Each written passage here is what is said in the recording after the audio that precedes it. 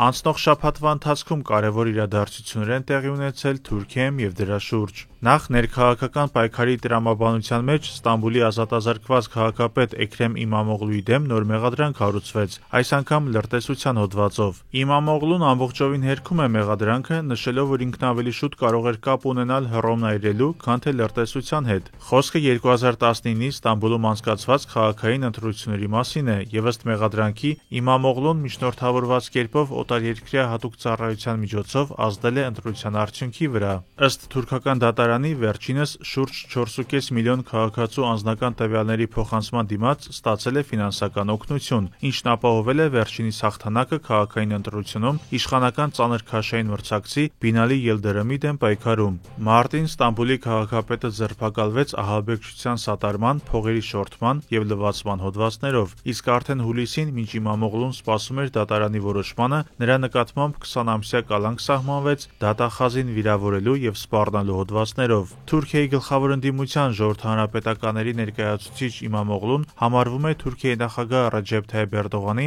ամենահավանական մրցակիցը 2028-ի նախատեսված ընտրություններում։ Այդ իսկ պատճառով նրա դեմ հարուցված գործերը շատ զգայուն են Թուրքիայի հանրության համար, ընկալվելով որպես ընդդիմության դեմ պայքար։ Եվ չնայած Իմամօղլուի ձերբակալությանը, Թուրքիայի Քեմալական կուսակցությունը նախագահի թեկնածու առաջադրեց հենց Իմամօղլուին, որը ընտրվեց ներկուսակցական քվեարկության միջոցով։ Թուրքիային առնչվող հաջորդ կարևոր թեման կապված է Քրդստանի աշխատավորական կուսակցության հետ՝ PKK-ին։ Թուրքիայում, ԱՄՆ-ում, Եվրամիությունում ահաբեկչական համարվող քրդական զինյալ խումբը հոկտեմբերի 26-ին ազդարարեց իր բոլոր ուժերը Թուրքիայից դուրս հանելու մասին, ինչը Թուրքիայում պատմական քայլ է համարվում։ PKK-ի այդ որոշումը անշուշտ արժե դիտարկել ամբողջության մեջ։ Կառույցը դեռևս մայիսին նշեց Թուրքիայում զինված պայքարը դադարեցնելու մասին, իսկ նրա անդամներից ոմանք խորհրդանշական ձևով իրենց զենքերը այրեցին դրանք վայր դնելով։ Որոշումը PKK-ի հիմնադիր ներկայում ՑՄ ազատազրկված Աբդուլլա Օջալանի ուղերձի ուղիղ հետևանքն էր։ Թուրքական իշխանության հետ տևական բանակցային գործընթացից հետո